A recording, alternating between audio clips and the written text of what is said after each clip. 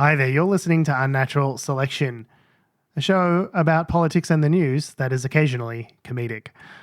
My name is George. My name is Tom. And my name is Adam. And with our powers combined, we are Unnatural Selection. Make sure you visit us at our salubrious home on the web, unnaturalshow.com. Now, before you jump in, I can see both of you just chomping at the bit, ready to jump in. I would like to remind you that our show is only sporadically comedic. Okay, even at the best of times, even when we were primarily a comedy first show, it was still only occasionally comedic. So whatever you're going to say, just keep that in mind. I would have thought, we need to have a production meeting to discuss the branding and of the show. And I would like to say that, under the Constitution of Unnatural Selection, which is definitely written down. Yep, just get the bylaws out. Yeah, subsection 4A. You need to table that as an agenda item before such a decision can be made. Tom, can I get you to second that, buddy? That we're going to show about the news and it's occasionally comedic. Can I get a second on that? Rather than seconded, I was just going to say that, yes, granted, we were only sporadically funny even when we were trying, but it feels mean-spirited for us to acknowledge it. Self-deprecating, yeah. for us to change it to be we know. It feels mean-spirited. We can be funny. We're still allowed to be funny. It's just we're not coming on going, it's not Dingo and the Baby on the drive time. It's just never what the show has been. It's never been Kyle and Jackie O, let's compare vaginas on Kiss FM. See, I was on board for being more like Dingo and the Baby, but not like Kyle and Jackie O. No. Well, Tom, I would love to know how you compare vaginas through an audio medium, but it doesn't seem to work, and yet they've got a $200 million contract. So who the fuck knows? I don't know if George was actually referencing what Kyle and Jackie O actually did. Oh, that's a real thing. They were getting people to compare. That's a real thing. No, there was that they did, but the thing I was going to bring up was they did who's pissing, and they've gotten a whole bunch of people in their staff to record audio of them peeing. Yeah.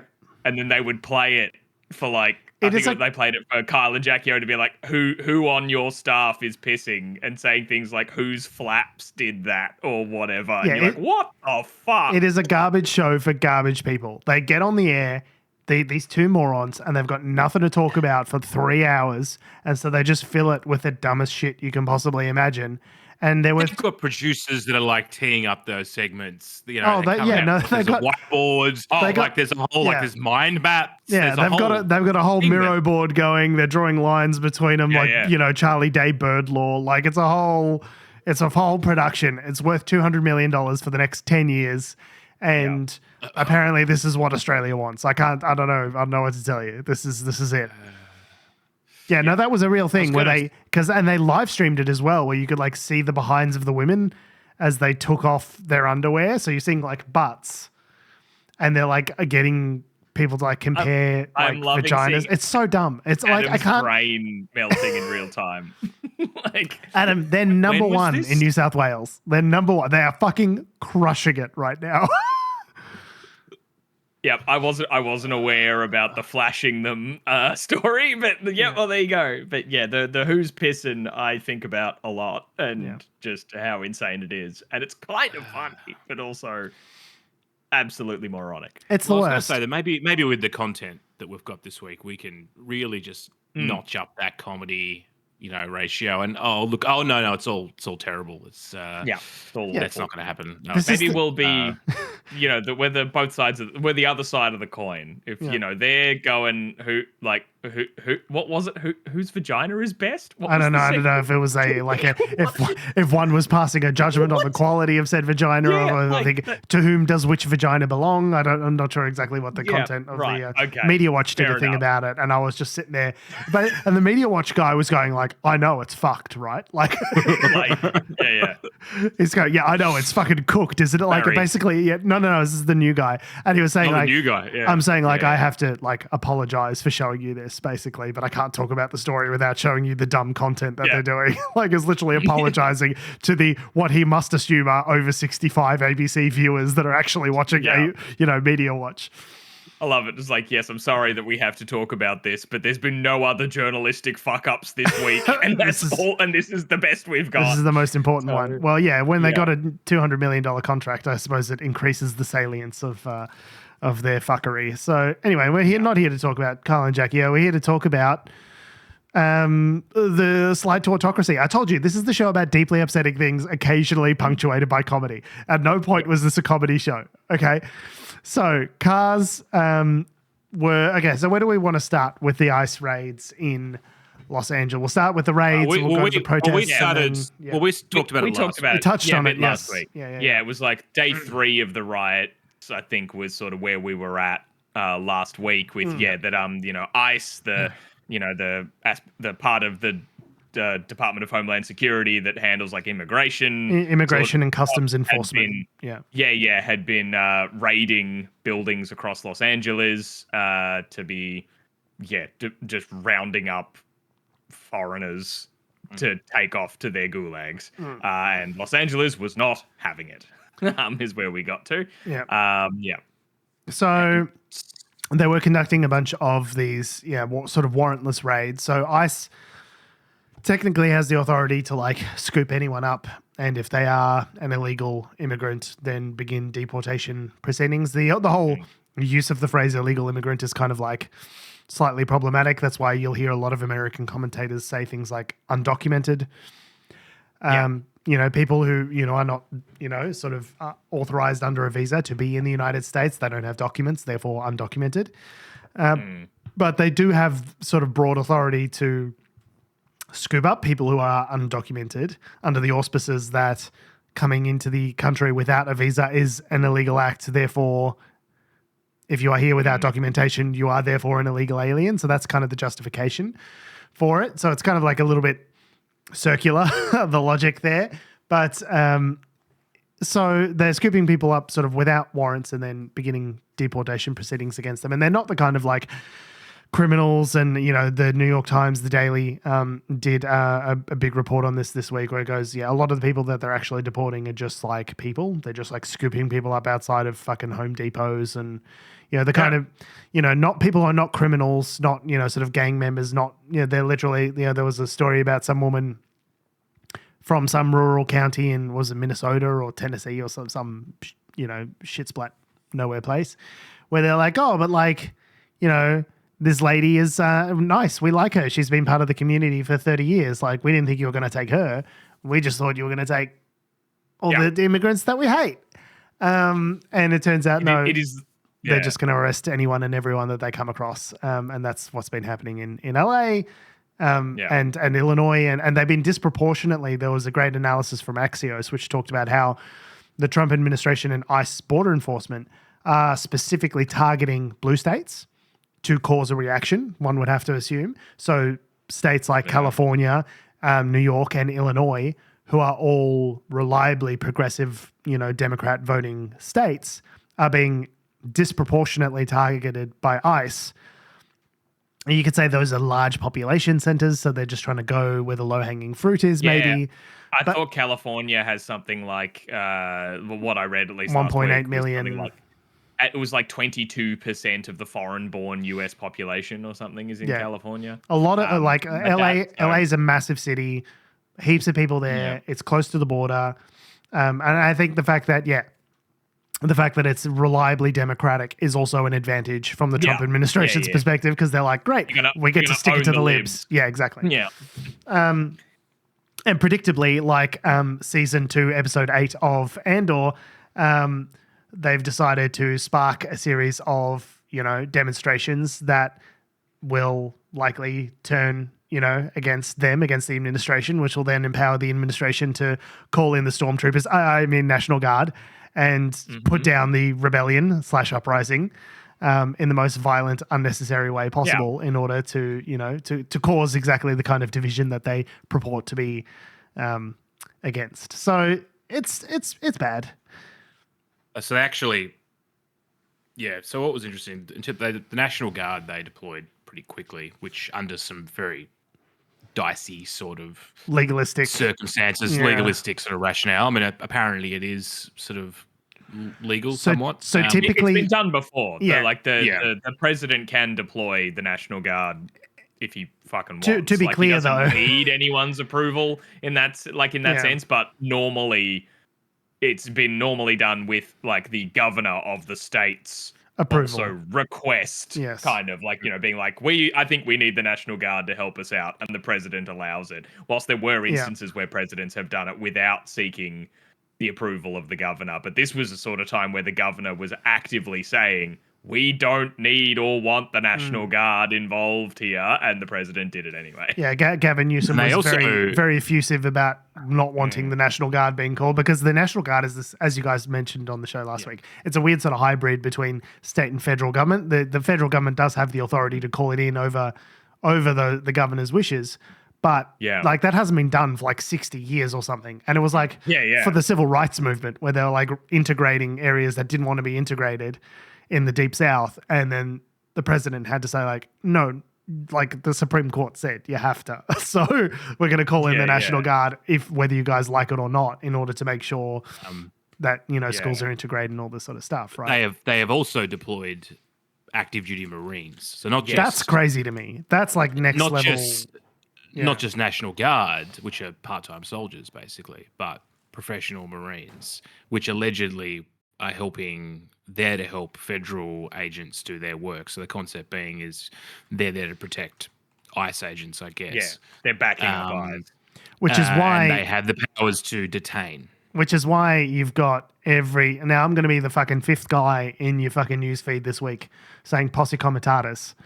But... You're the first guy in my newsfeed to say that. I'm embarrassed to say. What does that mean? So it's from a Latin phrase which means power of the country, but essentially it's it's law in the United States that you can't have troops, military troops active in domestic disputes. So that's the whole reason the National Guard exists, is so you don't have the American military deployed against Americans in America, right? Like the National Guard is meant to be this sort of power balancing system for when there's a large scale emergency, the state and federal governments can work in cooperation to get it resolved, rather than the federal government just saying, we're sending in the Marines. Oh, yeah. Well, Semper Fi, motherfucker. We have all the nukes. What are you going to do about it? Yeah. Kind of. So it is illegal and unconstitutional. And I feel like my job nowadays is to be like, to just point and be like, that's unconstitutional. Yeah. But the problem is, the people that enforce the Constitution, the president just says, nah. And they go, oh, fuck, we haven't prepared for that. Yeah. Yeah, it turns out there's the defense against something being unconstitutional is to just go, you and what fucking army is going to do anything about it? Apparently it's just a piece of paper. You can do whatever the fuck you want. Might makes right, as it turns out. So, yeah, it's not good. There have been these No Kings rallies that have been kicking up in recent days that have sort of kicked the whole... Across the country as well. Across the country, not just in Los Angeles. Yeah, hundreds of different cities across the United States have been participating in this No Kings movement. It's an ongoing political action movement that's been happening over the last 6 months. So I think we've mentioned it previously once or twice.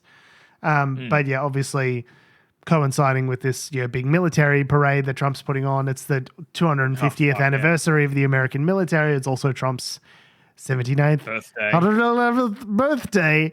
And so apparently he just wants a big military parade, and they're bringing tanks in, and like this started in 2017 when he wanted a big military parade, and all the military generals around him went, no, that's fucking crazy. We're not doing that.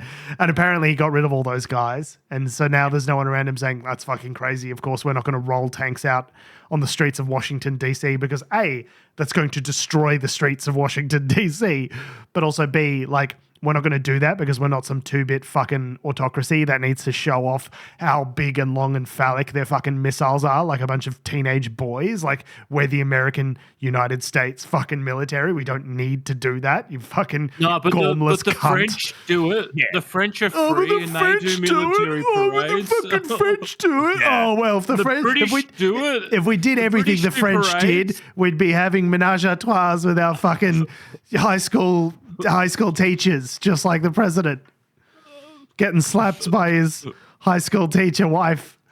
Oh man, that footage. Okay. So she was his high school teacher. That's how they met. Yes. And she's like 20 years older than him or something. So we're saying Emmanuel Macron's wife. Yes. Is significantly older than him. Teacher. And was his high school teacher.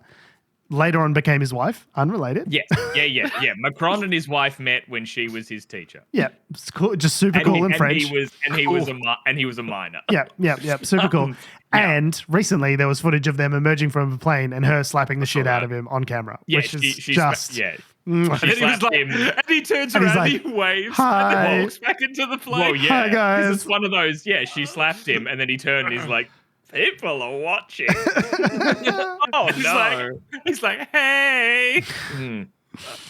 Absolutely Back crazy. into the plane. But yeah, Trump's not doing great beating the fascist dictator allegations because not only in his actions as president, but just big fucking military parade. Like, were this a TV show, we would have cut you off in the middle of that, George, as the general being like, no, we're not going to do that because we don't have to, and then cut to the tanks rolling around.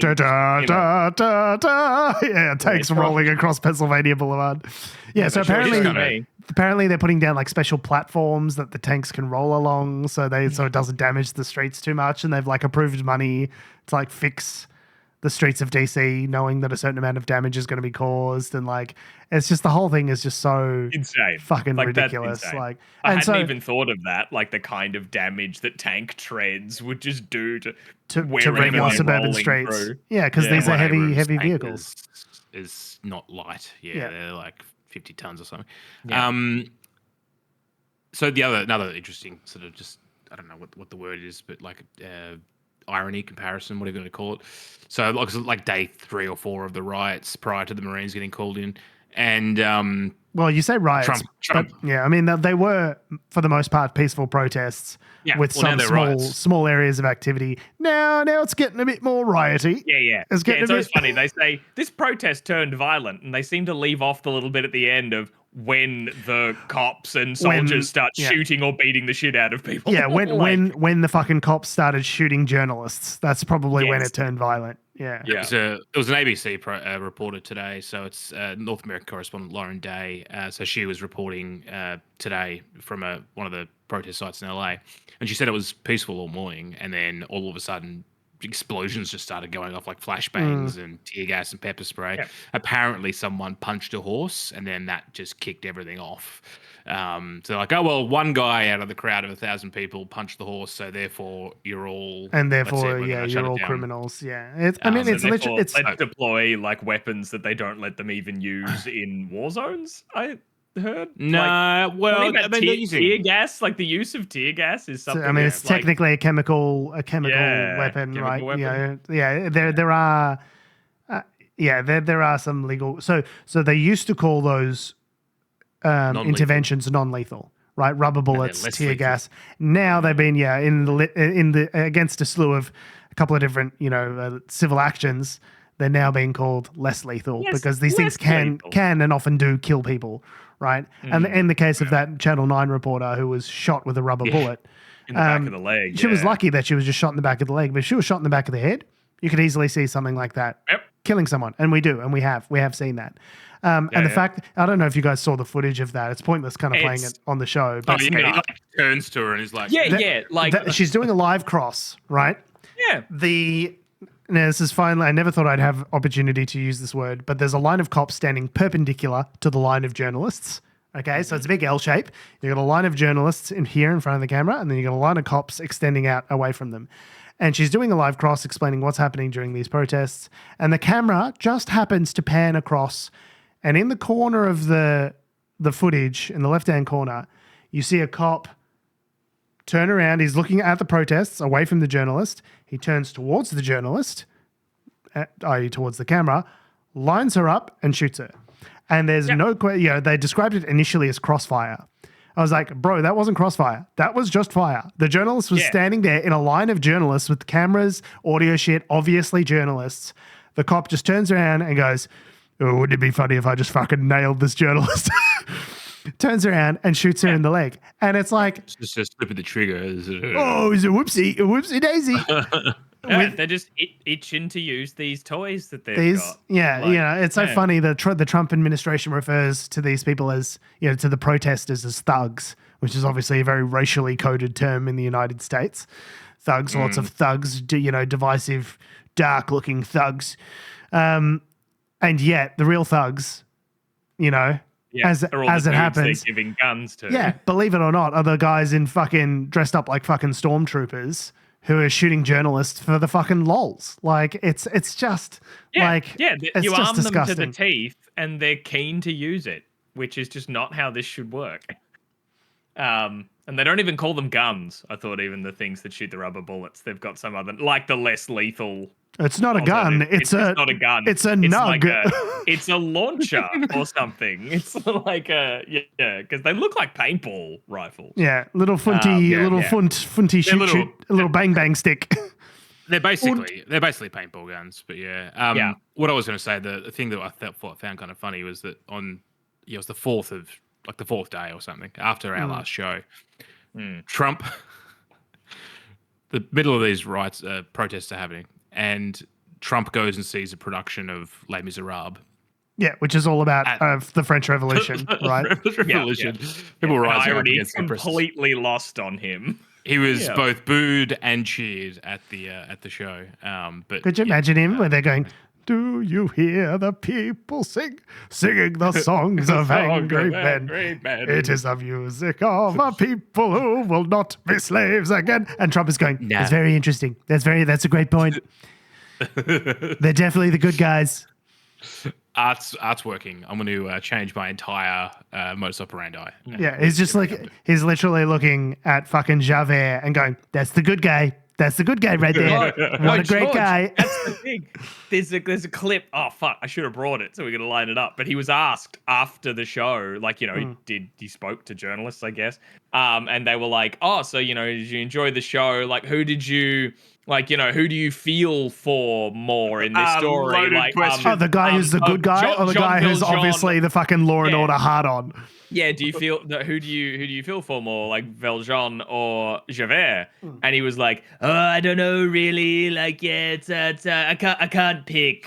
He's like, he wasn't watching. You don't understand this. You didn't follow the story at all, did you? What's going on? Of course, he probably saw that, and it was like, I didn't know. I don't like. He wouldn't have understood. I didn't know it was a musical.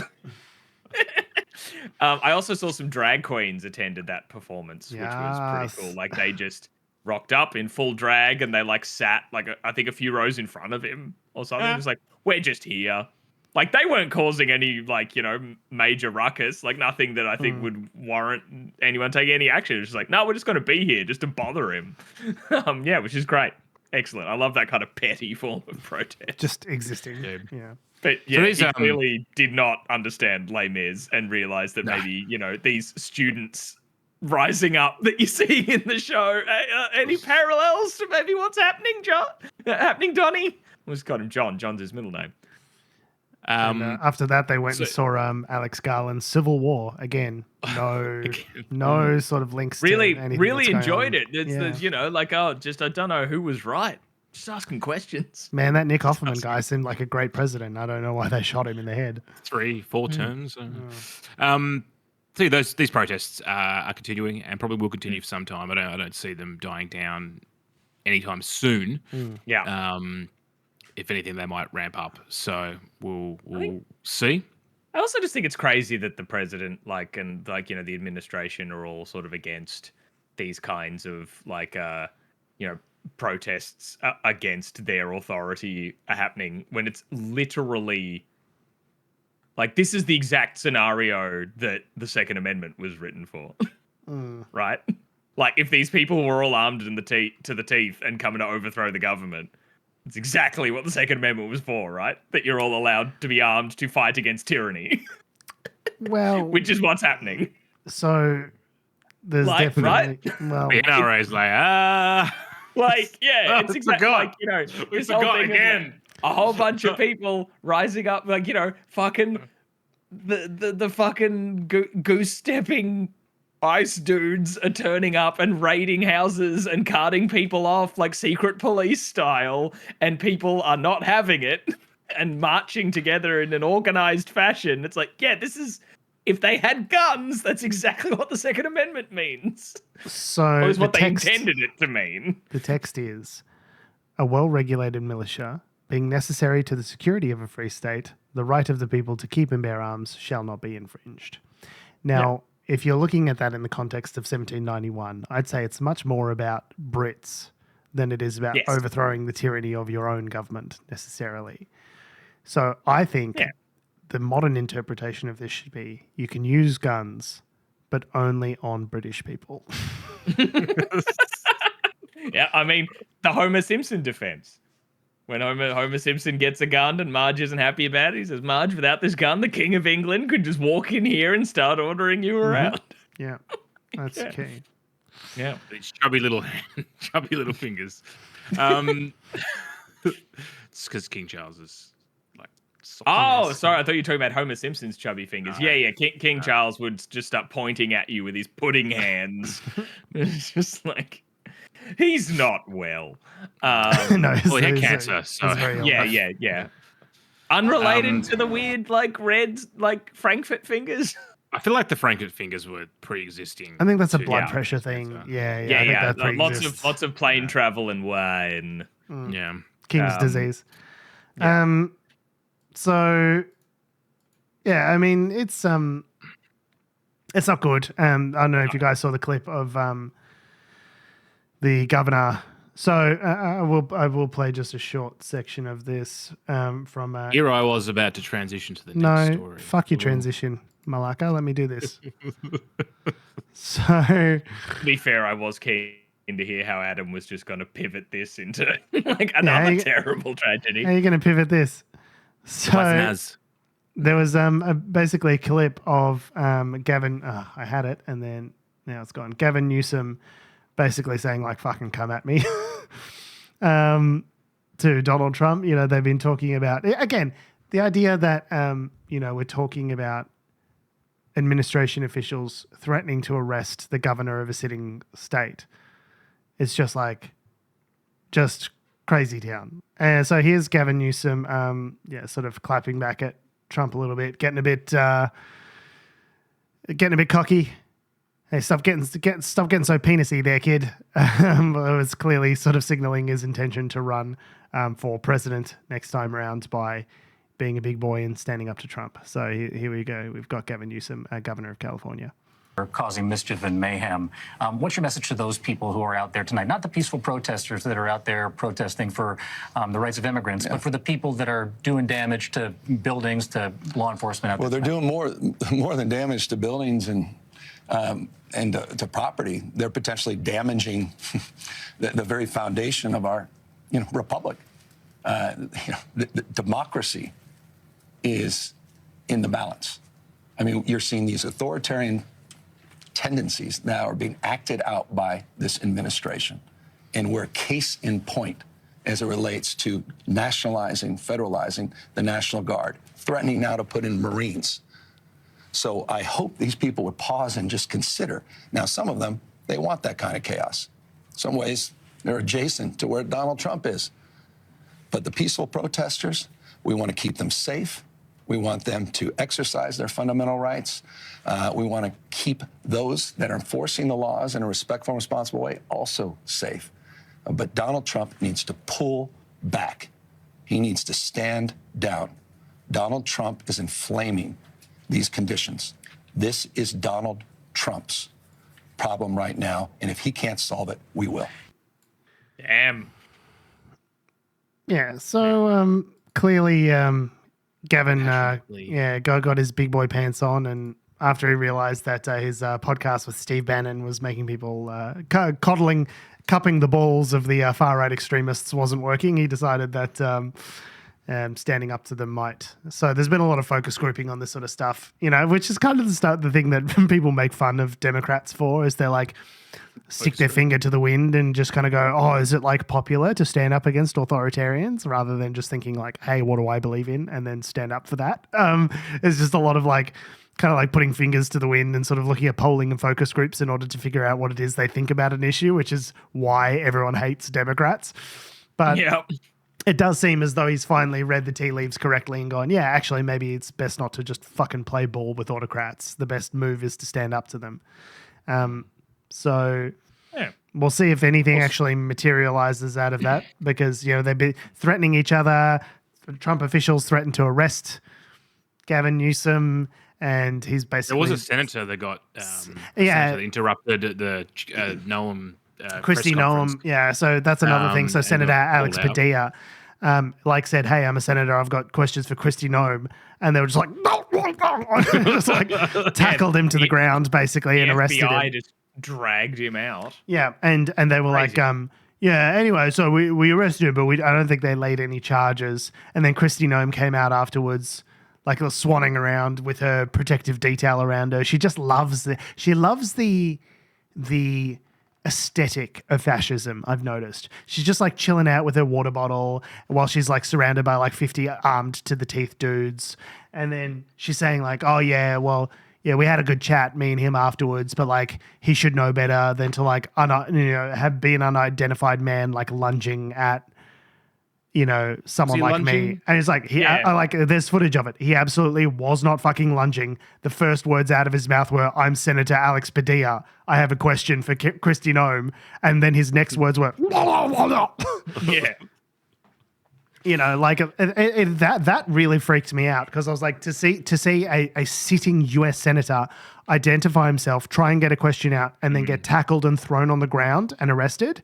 Like, that's fucking crazy town. Like, we are full on, like, season 2, episode 8 of Andor. Fucking the whole galaxy is watching. Like, we are in the kettlebell now. This is what happens when the administration squeezes the populace, knowing that it's going to get an uprising, going to get a response out of them, and so they can clamp down with deadly force.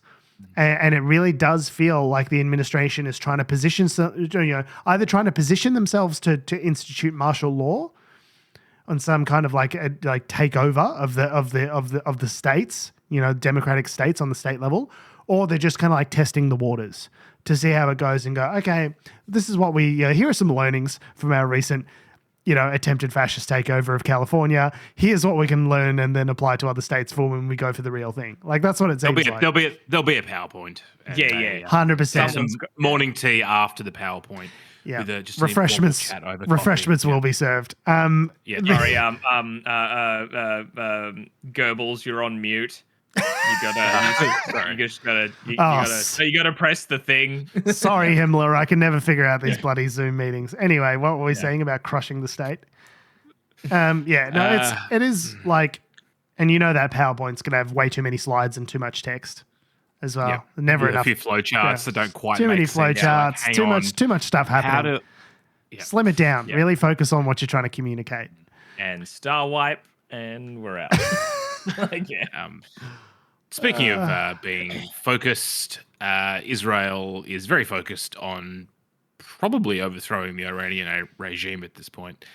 It does seem like they're getting a bit regime changey, doesn't it? He did say it. I mean, Netanyahu literally had a press conference today, that was like, look, we've received some reliable reports. There are people within Iran that are pretty unhappy with the regime, and I would say to those people, and this is me paraphrasing him, but he was like, "Now is your time." I was like, "That's a bold move, Netanyahu." Yes, the famously accepting of protests and other aspects. Famously laissez-faire regime of Iran. Iran. Yeah. So what's going on? Israel and Iran are pretty much they're pretty much at war now, like proper war, as opposed to like sort of fake war. So how did this all start, Adam? Well, I mean, you might say it started back 2,000 years Trump ago in decided ancient Samaria. Yeah.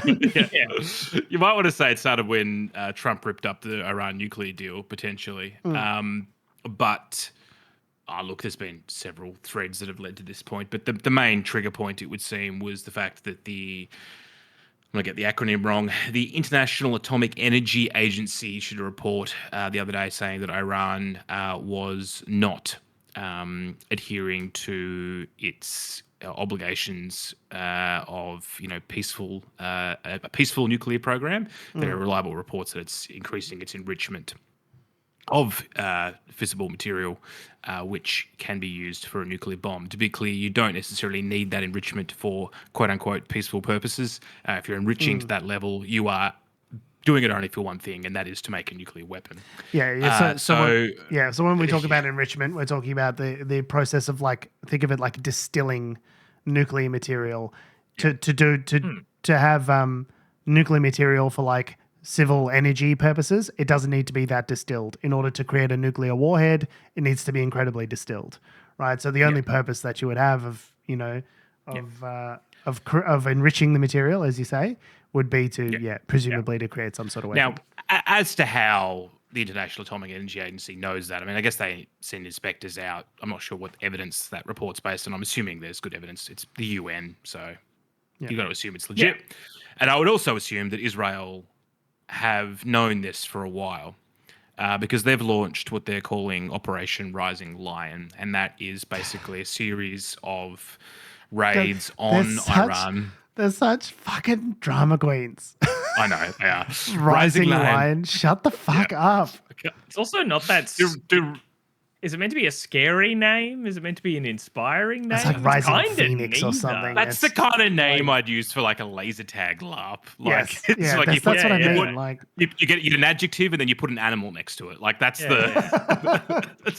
farting llama or something. Yeah. But the way sneezing butterfly. The details of the report and everything are quite interesting in that this UN body has said that that their evidence suggests that Iran are working with nuclear materials in a way that might suggest they are looking at nuclear weapons. That's sort of the extent because the JCPOA doesn't, the Iran agreement doesn't exist anymore. So why would they comply with it? Because Trump ripped it up, right? But it's that, and in response to that, rather than me not being a diplomat, but rather than going through appropriate channels to be this report's pretty damning, hey Iran, what are you up to? And starting to do those kinds of back channels or meetings between ambassadors or whoever. Israel just pressed the button and bombed the shit out of several nuclear sites. They targeted areas that took out top members of Iranian military. It's a strategic. It's not just, and are continuing to do so. So this is not just a one-off strike. This is a coordinated operation. They've had, I would say, planned for months, years, even. Keep in mind Mossad's integration into the Iranian population on the ground is actually pretty deep. That's how they've managed to strike. In the past, they've managed to kill various. They killed the leader of who was it? They've been killing various proxy generals. That visited. There was there was a proxy general that visited Iran and actually killed him in Iran. There are Israel is used to operating covertly within the Iranian population. So that's the first thing. They've got very good intelligence as to what's happening. Yeah. And I would suggest that the US and Israel have known about this enrichment stuff for years, months, right? They'd be certainly keeping tabs on all of it. Right? Yes. It is an area of interest. And this operation has been well thought through. And you would say, and the reason why they've probably done it is, one, they know that if Iran has nukes, Israel is potentially the first target that would be looked at. So that's a legitimate fear for the Israelis, and I get that. But you also keep in mind that So this is coming off the back of a year of strategic defeats for Iran.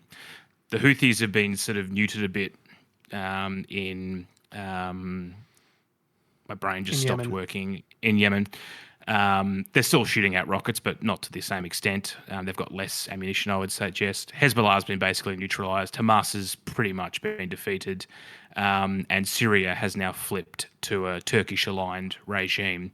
They still have influence in Iraq, but it's not. It's not the Assad regime who was very friendly to Iran. Yeah. Yeah. Oh, to Syria, in Syria, yes. But and they've got influence in Iraq, but they can't go launching an army through Iraq, right? So Iran has less things that they can do at the moment operationally in the region. So Israel is able to, now that they know they're not going to get rocketed from the north, and they know that they're not going to get rocketed from Gaza, they've now got the opportunity emboldened. They are emboldened. So this is not just a strike to take out the nuclear facilities. They've also taken out anti-air systems. They're attacking energy infrastructure. They're taking out leadership, as Tom said.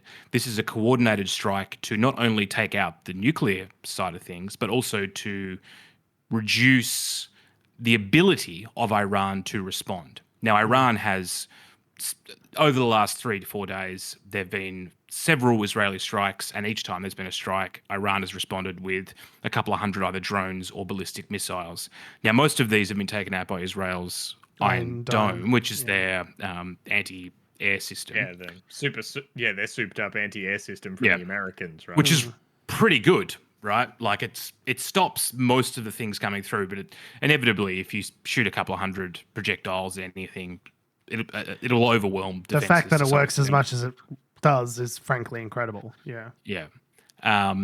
So like, and you look at if you look at the casualty count, like Iran's casualty count is higher than Israel's at this point, right? So Iran's, they've been trading. So Israel flies across and shoots, it's been bombing various targets, dozens of raids at this point, and then in response, Iran's been launching ballistic missiles and drones. Now, what happens next? I would suggest looking at the ISW, Institute for Study of War. They think this will keep going for a few days. Israel will basically try and completely remove Iran's nuclear ability, and while doing so, continue to take out their ability to do other things. Respond so they'll militarily. They'll keep hitting missile sites. They'll keep hitting anti-air sites. They'll keep bombing air bases to stop the Iranian response. Now, and then that puts a lot of pressure on Iran, because Iran then is like, well, we can't just drive an army across two countries. That's not going to work. We haven't got much of a navy, so we can't really ship them all the way around to the other side of the, through the Persian Gulf, around into the Red Sea and up through the Suez Canal. That's not going to work. We haven't got any proxies in the region that are really effective anymore, so we can't do much with that. So the only other option to the Iranians is potentially closing the Strait of Hormuz, which is where 20% of the world's oil goes through. That will be their next move. Yeah, that would make people notice. And the oil price, and you'll notice the oil price has already gone up 13% over the last 3 days. I knew I should have filled up over the weekend. Exactly. Well, you can fill up now before it filters down, but I think you'll be seeing oil prices over $2 in Australia for a little while. Yeah. Neat. So that will be the next thing. Iran can shut down that strait, and that might be their bargaining chip to say the Americans or whatever else to say, try and call Israel off, pull the dog off. Can you rein Israel in? Because I don't know, from the layman's perspective on my side, because obviously I don't have as much context as Adam just gave us there. That was very comprehensive, Adam. Thank you. I've only been frothing this for the last 2 days. Yeah, I've been home. When I say frothing it, it's horrible. Lots of people have died. Yeah, it's just we're talking about people getting murdered. So I'm sorry. Yeah. It's interesting strategically looking at what's happening, but yes, it is very concerning. Or in other words, fucking froth it, mate. Get it in, yeah. But just from my perspective, it just seems like Israel's now terrified of another war that they started. I know there's context and history sort of between them of that, but it's like you bombed them. That's why they're shooting back at you. They weren't shooting at you until you shot at them. This is the thing about it this way. Israel and Iran have been at war now since the October 7 attacks. Yeah. Think of it this way. Yeah. Hamas wouldn't have done well. Hamas would have been less. Right. It's kind of been a proxy war, right? It's a proxy war. Yeah. It's been a proxy war, but they've been pretty much in a state of war. They've been attacking. Like, this is not the first barrage of Iranian missiles that have become flying over Iraq and Syria. Like, Israel killed a bunch of like Iranian generals and also various proxies within Iran. Like, they have been indirectly at war since October 7. You could argue Hamas, there is potential, like there's reasoning to think that Hamas did what they did because of maybe some little nudges from Iran, right? It's a Hamas operation, but Hamas was one of Iran's proxies. Yeah, I guess that's the question is how much is Iran, like, I mean, Iran is always sort of made out by Israel to be like the big bad in the region, the man behind the man, right? The final boss. But I'm curious to the extent to which Iran is like supporting or pulling the strings. Like, just because they have these proxy groups and sponsor a lot of terror in the region doesn't mean that they're like the boss of everyone in the region, that they're the boss of Hamas, and that they could say that they would necessarily know about the October 7th attack in advance and would have like veto over it necessarily. Like, not veto, but I would suspect they would have known about it. But that's just my opinion. I guess that's not based on any fact or intelligence. That's just my opinion. I think it's probably more complicated than like, Iran's controlling everything. It's like they're not the puppet. They're not the puppet master. Like, these are proxy groups that are individual, have their own nationalistic, and they've all got their own interests and their own ways of doing things. And so. But from Israel's perspective, these are all people, groups at their door that Iran's been helping to some extent that have been there at the behest of Iran. Yeah. So after, October 7, like, it's game on. Like, Israel are keen to and are pushing the advantage now. I love that Israel's foreign policy basically seems to be that of Samwise Gamgee in The Prancing Pony, being held back from attacking Aragorn, saying, "I'll have you, Longshanks." It's just like, I'm gonna fuck up anyone who comes near me. And it's like that, and it's literally just like getting scooped up. But like, no, you can't, you cannot attack all of these nuclear armed superpowers all at once. Like, please stop. What are you doing? And this is the thing: is that, like, when will it be a bridge too far for Israel? Like, at what point are they going to put their foot in it so bad that something terrible happens as a result? When I say terrible, things that are already happening that are terrible. But when is it going to actually put the Israeli government at risk? Like, when are they going to get into a conflict? And it will happen at some point. Like, there might be a popular uprising. Like, I don't know. But at some point...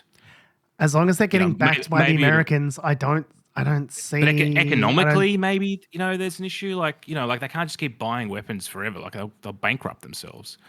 Well, you see what's happened with Russia over the last several years with Ukraine, where it's kind of almost been transformed to what people are describing as a war economy. A war economy, where they really don't make anything other than things to be sent over the line to explode on the other side of the line, right? So to the extent to which Israel has in the past been known for like their flourishing tech industry and like all these other things. I don't know that it's really going to be a locus for any of that sort of stuff going forward, because it's like clearly the posture of the government has been very much, an aggressive kind of war footing against basically all of their neighbors in the region. Yeah. And I think if you do that for long enough, like it does transform the economy. It makes it into something different. And you could see maybe the economy will adapt, is what you're saying. Will adapt to this new aggressive war footing and become like Russia, more of a war-based economy. And as long as they're getting sponsored by the United States, I don't see the hammer coming down on them. A couple of countries can get together and sanction a couple of ministers, and then, you know, the worst of the worst, sort of, you know, Smotrich or whatever, and then Michaelia Cash will come out and say, "Oh, Labor's got to explain why they sanctioned those Israeli government ministers." Like, are you not watching the news, Michaelia? What are you talking about? Why? You know, like they've got a basis of political support within the evangelical right wing in the United States. Yeah, that literally believes. Okay, so this is getting a bit into the weeds here. Part of the reason that Israel is so emboldened is because of how much they are protected by the United States in terms of material, in terms of technology, in terms of weapons, in terms of the Iron Dome, things like that we talked about. The reason that conservative politicians in the United States are so protective of Israel in this regard is because there is a certain contingent of them that believe, the evangelicals, that the end times will be brought about by a final, you know, war, an end times war, the apocalypse that happens in a certain location in Israel, right? In what is current, you know, in that region. And so what you have is a kind of like religious zealotry. That's why you get all these like far right wing Christians being like, "Oh, we got to support Israel at all costs." It's like, because they believe if they do it, it will like bring about the rapture. Like these people are completely like brain pickled by this stuff. And so there's kind of a nonsensical kind of fervor that backs up their actions in this region, which actually don't line up with American national interests necessarily anymore. Like when you're talking about Iran and Israel at war, that does not line up with American interests, right? Two potentially maybe already nuclear armed powers going at each other in the Middle East is not in America's interest, right? Yeah. So, it's, you know. They need to, just to understand it the right way around, the evangelical, like, American senators or whatever, believe they need to still aid Israel in order to prevent the apocalypse happening, or to bring about, it does happen? To bring about the apocalypse. Yeah, like, so I don't remember the names of the places, but they were like, you know, places that the second coming of Christ. The second coming of Christ is going to happen in this Bible, region, you know, the Jews need to be, I guess, in charge of that area for that to happen, sort of thing. Like it is very much like a galaxy brain fucking conspiracy, but there seems to be a contingent of American lawmakers that seem to ardently believe this, right? To be fair, the MAGA movement are less inclined than some of those traditional Republicans. They claim to be more isolationist, but like all the members of the House and the Senate are more or less the same members of the House and Senate. Yeah, that were there 10 years ago, right? Yeah. So even though they might be, the Freedom Caucus might be, you know, swallowing their principles along with Donald Trump's ball bag, in order to vote for this big, beautiful bill, like they still believe in the crazy religious shit that they believe in before. Al Qaeda. You know, like it has been a more or less axiomatic that across both parties, left and right, there's been a more or less unwavering support for Israel. Like as Biden said, he was one of the biggest Israel supporters for decades, right? Like they support Israel to the bitter end, not just because it's useful to have a strategic ally in the region from which to project power, but also because there is this underlying like evangelical Christian rationale that kind of underlies a lot of it as well, right? The other thing that lays into the strategic situation is, so the Americans for the last month have been trying to get Iran back to the table to renegotiate a new nuclear deal. A new old Iran nuclear deal. Deal. The new adventures of old Iran nuclear deal. Which, and again, I suspect it's probably due to various intelligence they would have had around the enrichment situation. But yeah, obviously Iran, they were interested in, allegedly they are interested in discussing things. Whether or not the Iranians were actually interested and they weren't just biding their time remains to be seen. But now that, since Israel's launched these attacks, now we'll never know, because Iran's gone, no, we're not coming back to the table. Despite Trump being like, it wasn't us, please come back and negotiate. You've got to come back and negotiate. Deal maker in chief. No. Yeah. It wasn't us. It was our guy, but it wasn't us. Yeah. Okay, so I just wanted to put some flesh on the bones there on specifics. So it's a movement called Christian Zionism. Christian Zionism is a political and religious ideology that, in a Christian context, espouses the return of the Jewish people to the Holy Land. Likewise, it holds that the founding of the State of Israel in 1948 was in accordance with biblical prophecies transmitted through the Old Testament, namely that the re-establishment of Jewish sovereignty in the Levant, the quote, gathering of Israel, is a prerequisite for the second coming of Jesus Christ. The term began to be used in the mid-20th century in place of Christian restorationism as proponents of the ideology rallied behind Zionists in support of a Jewish national homeland. So Jews being in control of particular areas of the Levant is a prerequisite to the end times, which they want because it means the rapture and everyone's going to heaven, right? Well, everyone they like, right? So, Jeez. Yeah, it really is, like, to my mind, this is that kind of accelerationist, like, end times type. Like, this is just another version of like drinking the Kool-Aid to bring about the end times, like every other fucking Christian doomsday cult to a certain extent, except it's like, you know, on a international policy level. and it's killing people daily. Yeah. But that being said, I think Israel will have to at some point. They've got to put a bow in this. They know that they can't do a desert forever war themselves either. Why? Why do they know that, Adam? They've been doing it for a year and a half. There is no discussion. If you told me a year ago, if you told me a year ago, let me get this out. Internally, but they are struggling to operate at this tempo. Like, if you told me a year ago, they're calling in reserves, like, you know, if you told me a year ago that there was still at this stage in June of 2025, still no discussion of a day after in Gaza, what a plan for exiting the war would look like. You know, I would tell you that that's fucking crazy to be, you know, a year and a half into this war and to have no fucking clue how you're going to pull out and no idea how you're going to end it, no idea how you're going to. Like, I would have told you that is nonsensical, that is crazy. There's no way that the Israeli government would allow that.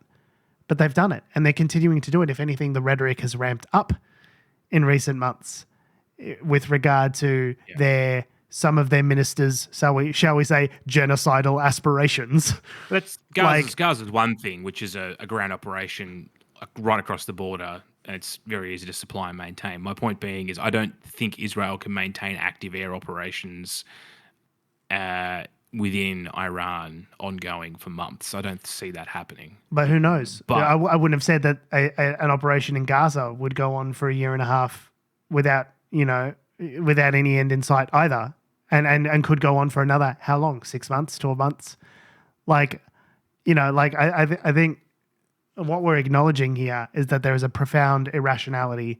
It is, you know, within the Israeli government with regard to completely ideological. With regard to their conflicts. It's not based on any kind of plan. I mean, they might have had some action plan that was sitting in the back shelf at Mossad saying, here's how we take out, you know, strategic assets in Iran if and when the time comes. Every nation with the military does that kind of red teaming and game planning to some extent. Go, okay, say the war happens with Taiwan. Here's our plan. Here's what we do.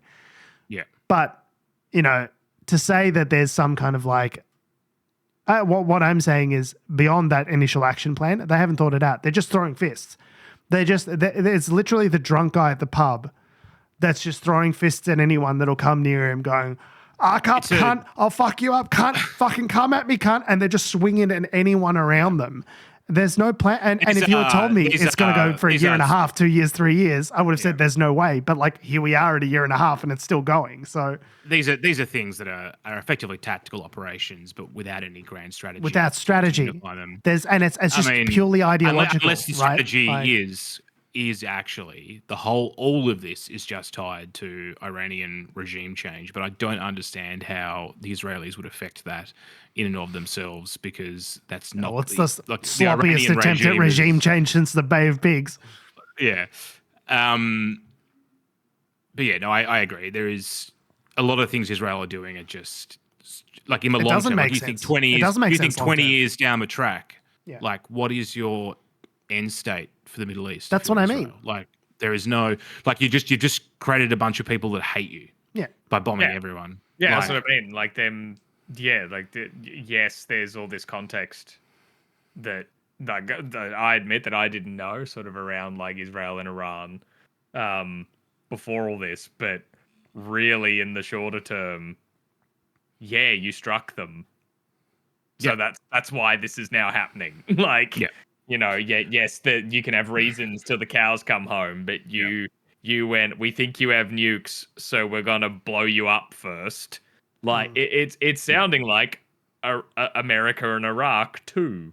Like, oh, we have reason to think you have weapons of mass destruction, so we're just gonna make a terrible decision instead of thinking about it some more. Keep in mind, this is not the first time like Israel. Israel has launched preemptive strike. That's part of their strategy is preemptive strikes. Like the whole 6-day war was, a preemptive strike, and like they took over huge parts of the Swathes region of land. back in the late 60s. So this is, and Netanyahu was sort of, I don't know if he was in that one, but he was, he's been a member of the Israeli military at some point. In fact, he'd probably be a bit young for that, but it's part of their military doctrine is to strike early, strike fast. But I don't see how they resolve. Like Iran's, all they're going to do. Like let's say everything, like they stop their air operations and the tit for tat thing slows down and eventually stops. Iran's just going to be trying to get back at them now for the next 20 years. Like. Yep. Well, that's what I mean. Like, none of this goes away. Like, Iran's still going to be there 10 years from now, 20 years from now, 50 years from now. Like, you know what I mean? Like, it's just like, you can't, like, either you kill everyone or you find a way to work out and work with each other, given that you're neighbors and are going to be neighbors for fucking ever. I just don't understand the rationale. Like, they're not even neighbors. They're like 2 countries away. Across there's over like Iraq, Syria and then Iraq, and it's like they're not close in the same they region. Don't share a border. You know what I mean? Yeah. Anyway, that's ongoing, and we'll see what's happening. Victorian politics are also ongoing here in Australia. Yeah, quick Australia update. Everything's nuts. We talked about several months ago now, and it's been news. Obviously, the Liberals in Victoria have a new leader, but the previous leader, John Pesutto, name him. Was toppled. Name the current leader. No, name the current leader. It's I have no idea. It's another. It's like a John Matthew Pesutto. Guy or a Michael. What's his face? Like it's such a bland name. He looks like a bland white man. He looks name. like Jim Jeffries. Does that help? Yeah, I could picture him. Brr. I was gonna say, is it like Brad Michelson or something? Brad like, Batten. Brad Batten. Batten. I got Brad was right. Think Badman. Alliteration. That's how I remember it. Badman. Yeah. I was thinking about Pesutto, and had the way to remember his name was John Pesutto. A deli meat, yes. Yeah, good with a slice of cantaloupe. Yeah. Obviously, he lost leadership due to a bit of a tiff with Moira Deeming, or Deming, depending on how you want to pronounce it. Just make sure you get it right, Adam. I hear she's a bit litigious, so let's not say anything very about. litigious. Let's not say anything about Moira Deming. That could be construed as defamation.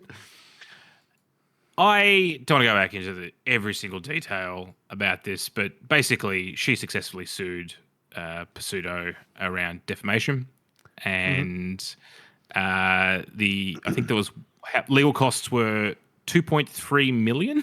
Yep. Owed back to her. So he lost the leadership, and he also has this big legal bill. This big legal bill, how he's going to pay this, has been sort of loitering around the Herald Sun and various other local tabloids for months now. But the Victorian Liberal Party, in the interests of trying to, I guess, straighten it out and clear the party on the path to the next election, bury it up a news cycle, has potentially agreeing to pay, to offer Pesutto a loan of an amount to cover that, or a portion of that, of those legal costs. About $1.5 million. Yeah. Yeah. And it could reap about $1 million of interest from that, assuming he pays about $10,000 a month. That is a big monthly nut to keep up. I don't know how much Yeah. Pesutto's pulling down as an MP, but to have 10 grand a month of disposable income to put towards debt repayment is substantial. Yeah. Wow. So we were saying before the show that we think this is just to sort of make it go away quietly into the night. Yeah, so there's a bit of political maneuvering here. So previously, Moira Deeming, as part of her settlement, basically put forward to the Liberal Party that, you know, she would be happy to sort of suspend a portion of the repayment to her until 2027 if the Liberal Party Victoria guaranteed her preselection for her seat. Which it was a deal that they were never going to take because apparently sort of 3 of the 11 branches within her electorate area, whatever it's called, are in favour of her. So presumably, you know, to be pre-selected for this seat was something that was not going to happen for Moira Deeming, given the fact that she's so disrupted the internal mechanics of the party by suing the then leader. Yeah, believe it or not, that doesn't make you super popular with other Liberals as suing the leader of the Liberals in your own state when you're a Liberal and creating all of this to do. So basically she said, yeah, we can delay some of the payment. You can give me $1 million now. Thank you very much. And you can give me the rest in, 2027. And also I'll have my seat back. Thanks. And they didn't go for that. So what's then happened is the party has turned around to their investment arm, which the name escapes me, but it doesn't matter, and basically said, hey, can we float John a couple of milli just to keep him going? He can pay off more. Mil between mates. What's 1.5 mil between mates, you know? So let's get the financial, advisory investment part of the Liberal branch of the Liberal Party to sort of make him this loan. It's a commercial loan. He'll pay 6% interest on it. Bit of a sweetheart deal, to be honest. Commercial personal loans generally run up much higher than that, especially at the moment with interest rates where they're at. My home loan is at 5.5%. So that's a pretty good deal for John. And in the interest of keeping him afloat, he can pay off Moira Deeming. They can, defenestrate her from the party as and when it's appropriate, and he can sort of keep his status as a member of parliament. There's a couple of problems. Assuming he wins his seat at the next election. Assuming he wins his seat at the next election, which he may or may not. Now, at this stage, you might wonder, why is Mr. Pesutto not just declaring bankruptcy and is kind of saying, okay, I declare bankruptcy, I can't afford this, let's wipe away the debt. The reason he's not doing that is because he would then have to resign as a member for parliament. Really? According in the Victorian I thought you can't be bankrupt. Yeah, you can't be bankrupt. So I don't know if that's a Liberal Party rule or if that's a Victorian, like a state law, but you can't be bankrupt and also then run as a member of parliament, which just makes me think, like, what is wrong with these freaks that they love power so much that they just can't fucking let it go?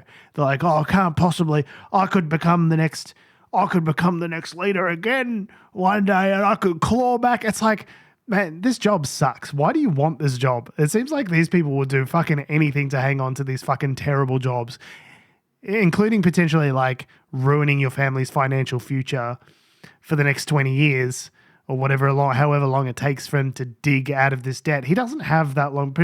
John Pesutto is 54.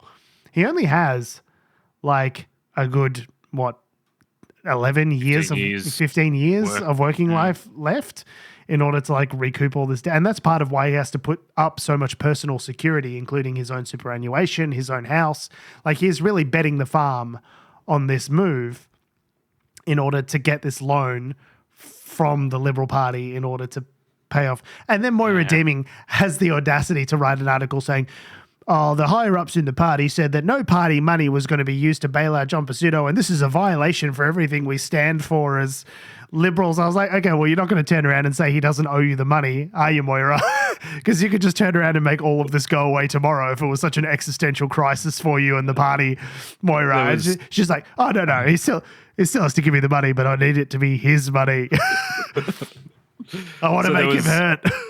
Another offer, allegedly, that was provided by New South Wales property developer Hilton Grugin, who bankrolled Deeming's case. Deeming's civil case. Yeah, correct. So he was her backer. And he was offering a loan, but on the condition that he never run for leadership during the loan period. Yeah, which I thought was I'm happy to offer you a loan as long as you disembowel yourself. Yeah. That's all right. Just commit a little Harry Carry here, and we'll get it sorted, mate. No worries. Yeah, yes, I am the one who funded the campaign to take you out, but I'm just trying to I'm just trying to help you out, mate. Yeah. So clearly the guy has an axe to grind against Pesutto for some reason. I don't know. I'd love to know what that fucking story is. The other thing we discussed before the show is that it's obviously in the Liberal Party's best interest to do this because running another pre-selection before another election, a by-election before if the actual loses election his seat, is also very expensive. And it's also just a bad look because they'd probably lose it because Labor's on a tear at the moment, and Pesutto's made an absolute, an absolute fool of himself, and so it's possibly a by-election that the Liberal Party in Victoria wouldn't even win, which would have to give them one less seat in the canoe. What do you reckon he should do, Tom? What would you? Sinking canoe. Yes, very much a sinking canoe. What would you do, Tom? Would you take the money, or would you go bankruptcy? Would you accept the bailout of the sinking canoe? Yeah, hang on. So there's accepting the money. I've already said no to the money from the guy who's bankrolling my opponent. Yep. So my choices are accepting money. Move. Yeah, accepting money from the Liberal Party or walking into the sea and never being seen from again, debt-free, thanks to bankruptcy. Yeah. But you'd also lose your house and all your other financial assets in the process of doing that. Of declaring bankruptcy? Is that how that works? Is that how you have to sell all your assets, I'm pretty sure. You have to be properly bankrupt. Like bankruptcy, if you declare bankruptcy, you've got to have nothing left to give, basically. Yeah, but is it like actual bankruptcy, or is it the way that rich people declare bankruptcy where they're like, oh, the house is in the cat's name or whatever? It's just Mr. Fuzzles owns this $6 million Turak mansion. I'm just a tenant. Yeah. If my mansion is in my cat's name, I'm taking the bankruptcy path, 100%. It's weird. It's just weird how my wife bought all the stocks. It's so strange. Yeah, hilarious. I mean, I guess if staying in power and not having a by-election and all that is so important to you, you're taking the cool cup of mill from the Liberal Party and then just being the devil's right hand. If you're paying $10,000 a month in their pocket, in terms of you're paying $10,000 a month in terms of repayments. Yeah, plus your normal living expenses on top of that. How much what I mean? He'd be earning a fair bit, probably. He'd be on a couple of hundred. He wouldn't be on crazy money. Like the Prime Minister only makes 500 or something, right? So only. So it's all of his earnings from being an MP basically go back to. You're just treading water, for the foreseeable future, and that's what I mean. So in this article, a source who's close to Pesutto but requested anonymity to speak freely about the terms of potential loan, said it was not a get-out-of-jail-free card by any means. It is going to be an albatross around his neck going forward personally for years to come. Some would argue, this is the same person, this is the close personal friend, some would argue he'd be better off declaring bankruptcy, but he's committed to continuing to serve the party and avoiding a by-election in Hawthorn. But what happens if he loses the next election anyway in a year or two? Does he... I guess he still owes the money. Stands. Yeah. Because then, unless they've gotten a really shitty lawyer to draw up the, I don't know, the terms of that loan. His next job has to be has to be over 120K or bust. Or you'd hope maybe the person who draws up the loan has it in there being as long as you're a member of the Liberal Party, you owe us this, and then you'd throw the next election. It's a the producers type situation. You haven't given up your house or everything that's not in the cat's name under bankruptcy, and you just run the worst campaign you can think of because you have to lose it, and then you don't owe anyone money. Actually, that would be a great retelling of the producers. You could make more money with a flop than with a hit. We should write this down. A guy tries to lose an election and wins it anyway. Why aren't we writing this down? And we call it Prosciutto, the musical. You almost feel bad. You almost feel bad for Pesutto. You almost feel a little bit bad. He wasn't the worst Liberal. He wasn't the worst. He was ineffectual, which makes him great in my eyes. Yeah. He lost hard. As far as I'm concerned, that's the best kind of Liberal leader, is someone who loses to a Labor leader. So it's you almost feel bad.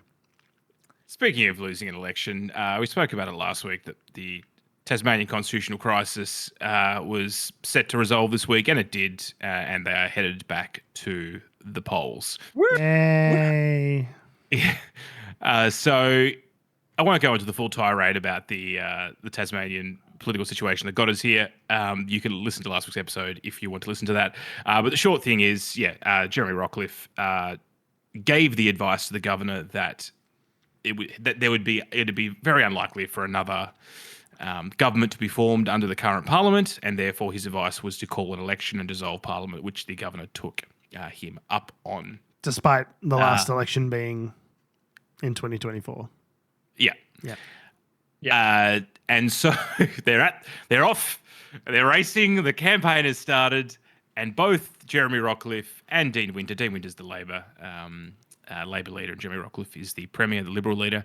They're both saying that the reason why we're having this election funny, though. It's the other guy's fault. They look so similar.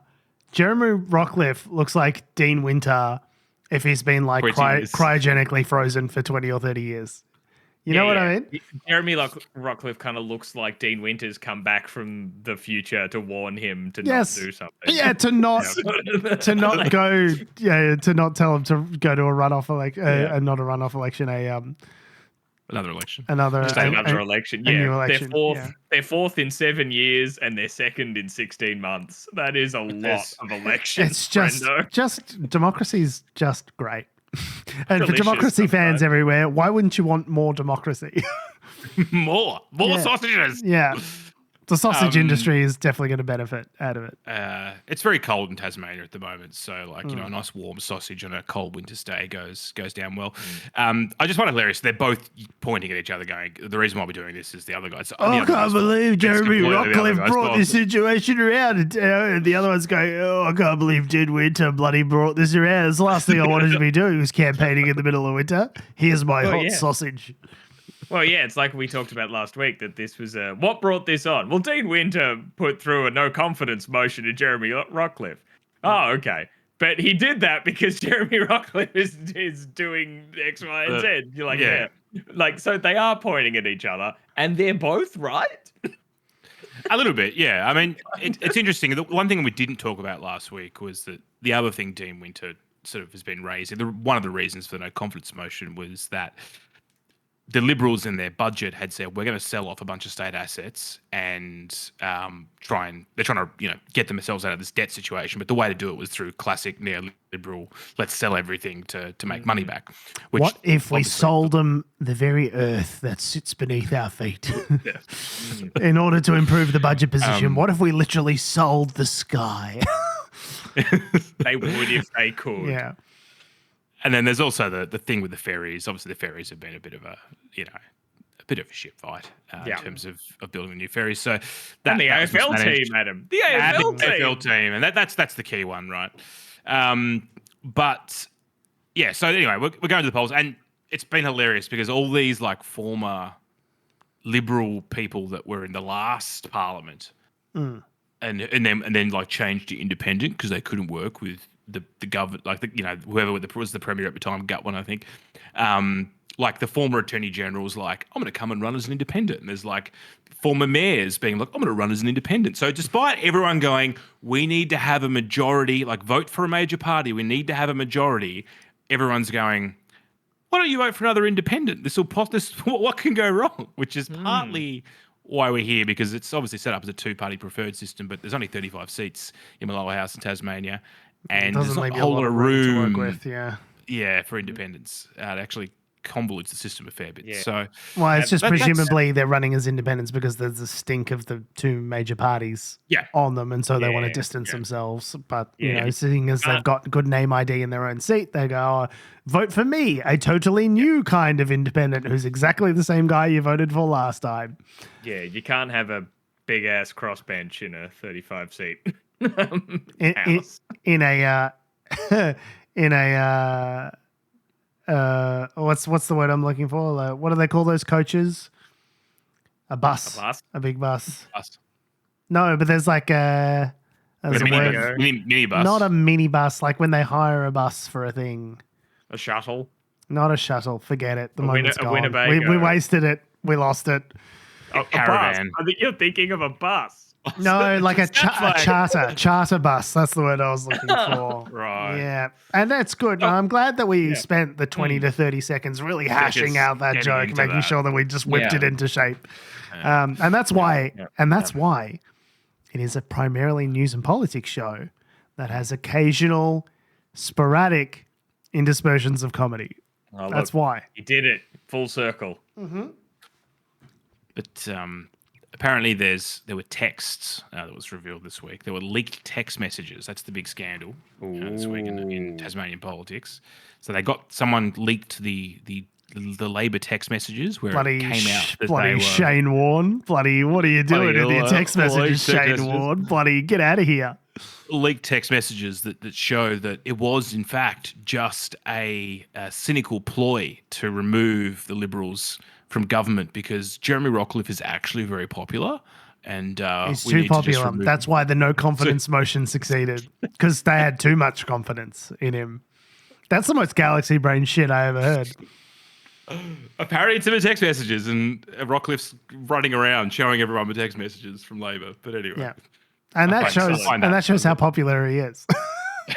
when you're frantically showing leaked text messages around going, nah, see, I'm super popular. Everyone wants to come to my birthday. You guys suck.